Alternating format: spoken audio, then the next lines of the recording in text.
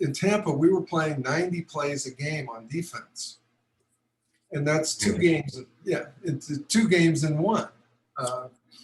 So the injuries just went through. We had 25 guys on injured reserve by the end of the year. You can't. It's like a Civil War.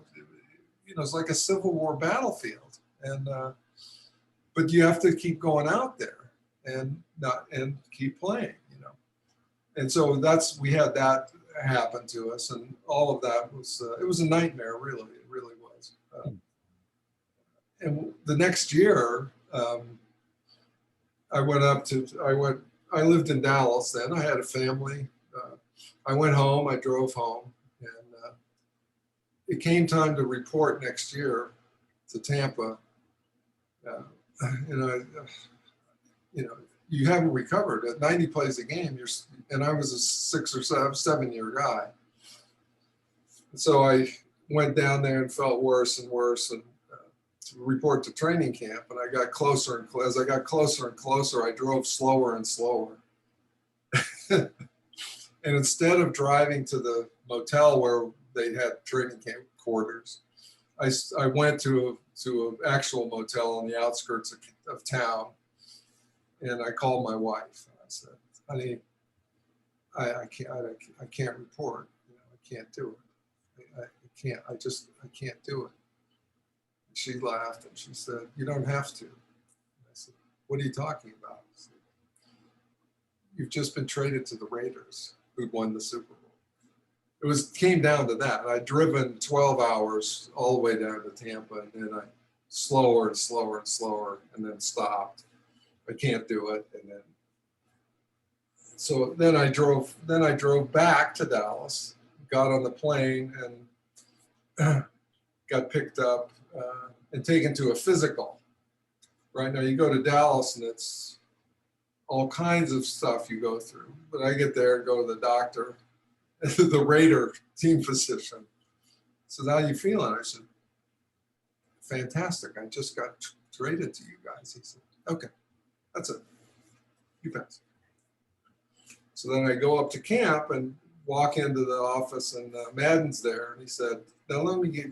So this is my first encounter with a new head coach, having come from Landry and Saban and McKay. And he said, "You drove all the way to Tampa from Dallas, and then you found out, and then you drove all the way back to Dallas, and then got on a plane to come all the way out here, and then you had to go to a physical, and he said, "You got to be exhausted." I said, "Well, yeah, I am." He said, "I'll tell you what, recoup, take a few days and come out when you're ready." I said, "What?" I said, "Who is this guy? He's thinking about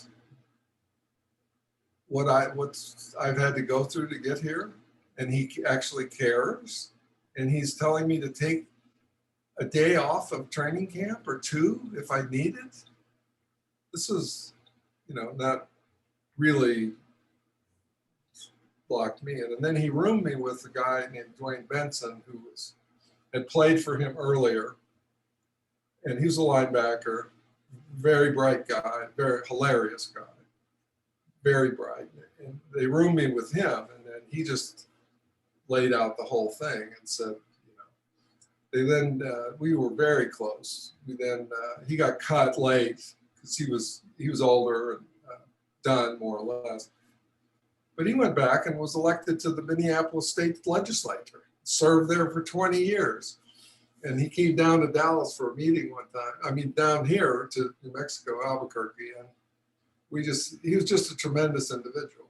He was hilarious. And he had the right perspective. And he loved Madden as well.